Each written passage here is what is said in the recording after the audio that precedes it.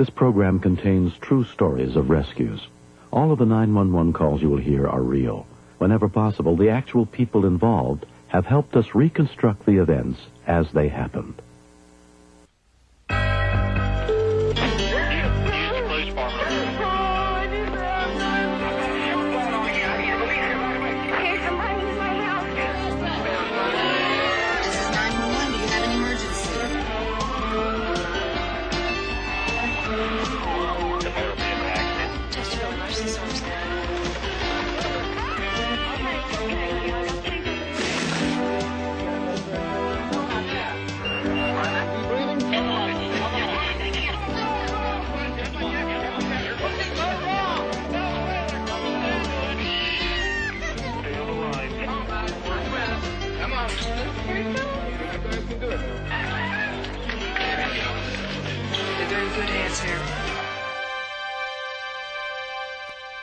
On the night of September 19th, 1988, in Indianapolis, Indiana, Tammy Wright and her husband Joe decided to take their 2-year-old daughter for a ride in Joe's tow truck as he hauled a car across town.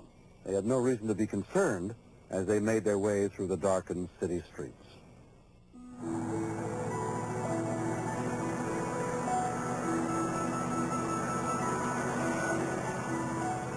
A friend of mine from school, Penny, her and her boyfriend, Troy, they asked us to tow a car for them, and it was just like any other wrecker run.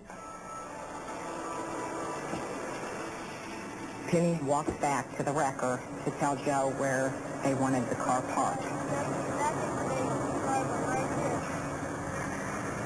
She just kind of got a blank look.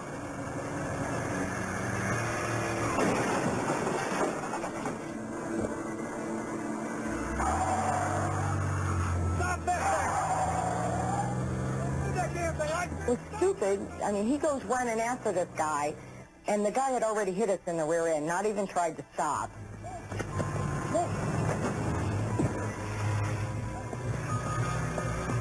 I saw Troy take off like a madman. That was crazy, too, because the guy had already done damage, and we didn't know what he was capable of.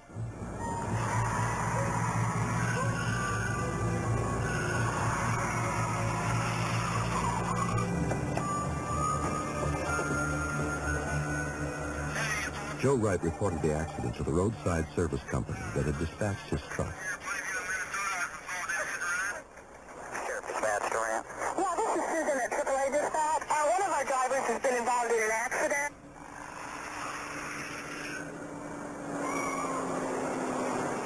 I seen him come back around. I seen the guy pull into the driveway.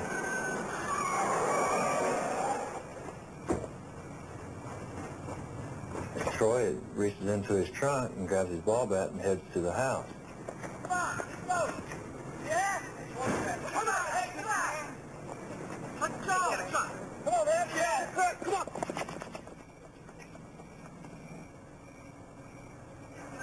Get into the house! I'll be there in a minute! Guys gotta go. A follow-up call to the Marion County Sheriff's Department reported that the suspect was now armed with a shotgun.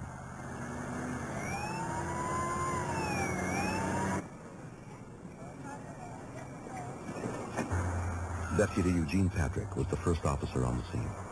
At that point, he told me quickly what happened. He said the man with the gun was in that house and pointed to the house where he was at.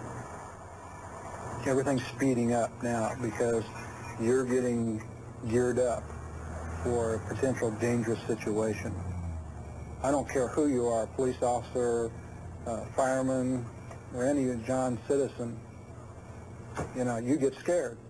You can, you're not invincible. You can get shot too and killed. Moments later, Sergeant Ron Carey arrived and took charge of the situation. We had one neighbor that had spoken to one of the officers that stated he had shot someone in the past, and they believed that he was armed with at least one high-caliber rifle inside the house. The Sheriff's Department. You come out the front door with your hands empty. Repeat, this is the Sheriff's Department. Come out the front door. Deputy Paul Thompson arrived on the scene with his dog Ando.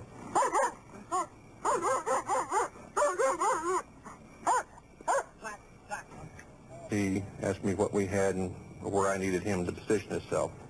I advised him to be along a driveway of the neighbor's house.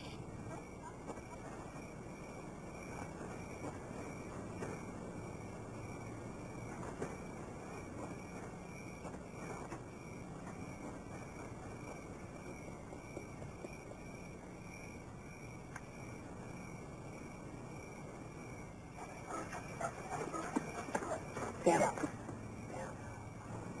The sheriff's SWAT team was also called in, led by Lieutenant Jim Wampler. My gut told me, something's not right here. I don't know what it is, but something's not right here, based primarily on the fact that he was supposedly so violent at first. He was outside. He was showing people his weapon. He was running up and down the street.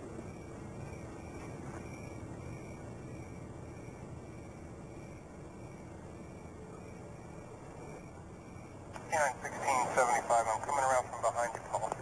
Make sure you keep your dog down. Okay, Jim, I've got it down. Good boy. And I asked him if he had seen anything, and he told me nothing. And he hadn't even seen a curtain move since he'd been there, and the whole house was dead quiet. Kind of like a cat, it kind of raised the hair on the back of my neck. There was curtains on all the windows.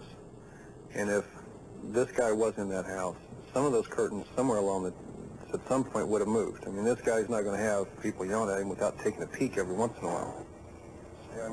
There was a small garage back behind the suspect's house, so I decided I better go double check.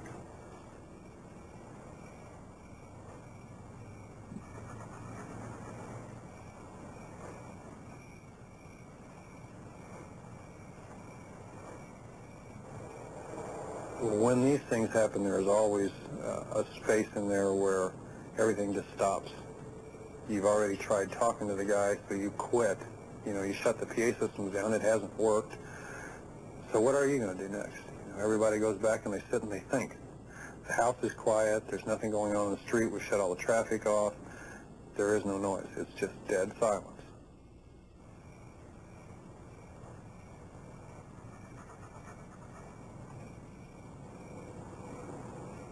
Is that you back there behind the grass? No, Paul, I'm almost back out to the street now.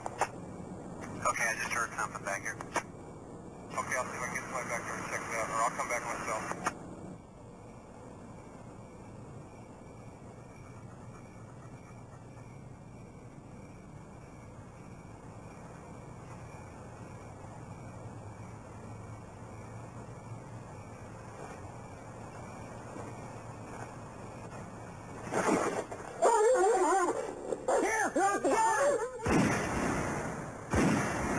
Dispatch 75, I got shots fired.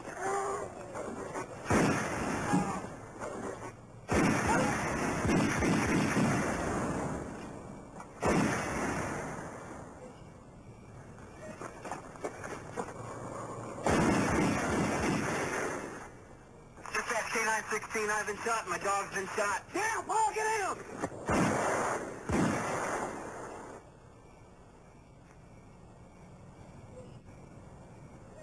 It all happened so fast, all I remember is at that instant I looked down at my dog and he looked up at me. And it's an expression that I'll never forget. It was like, is this it? Gary, go check on the dog for me, will you? He's hurt pretty bad. I'm all right. When Ando was struck, he was struck in the head and chest.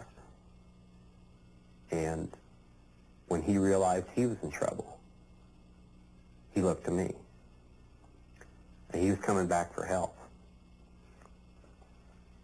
And I couldn't give it to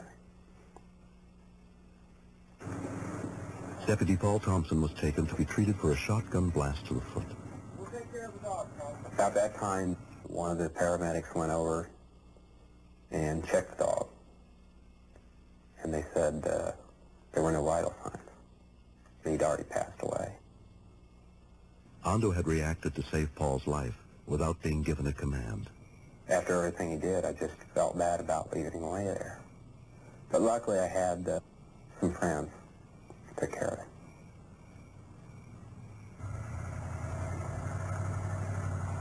I remember I had a hard time when I got to the hospital. And and the chaplain arrived. And I scribbled out on a little note. I said,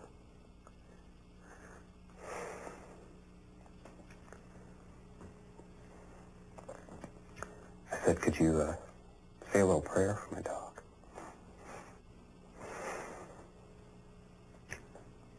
And he did. And it helped. The suspect eluded capture that night, but turned himself in the following morning. He later pleaded guilty to attempted murder of an officer and battery on a law enforcement animal, and was sentenced to 30 years in prison. 3 years later, Paul Thompson has a new canine partner, Hero. But for Paul and his family, Ando will never be able to be replaced. Ando is a hero. The fact that he is a dog should not depreciate from the fact that he committed an act. He committed the ultimate sacrifice by saving Paul's life. Ando was honored as Indiana's Law Enforcement Officer of the Year, the first dog ever to win the award. I felt bad that I could never express my gratitude to him for what he did, or say goodbye. I'd say thanks, my friend, for what you did.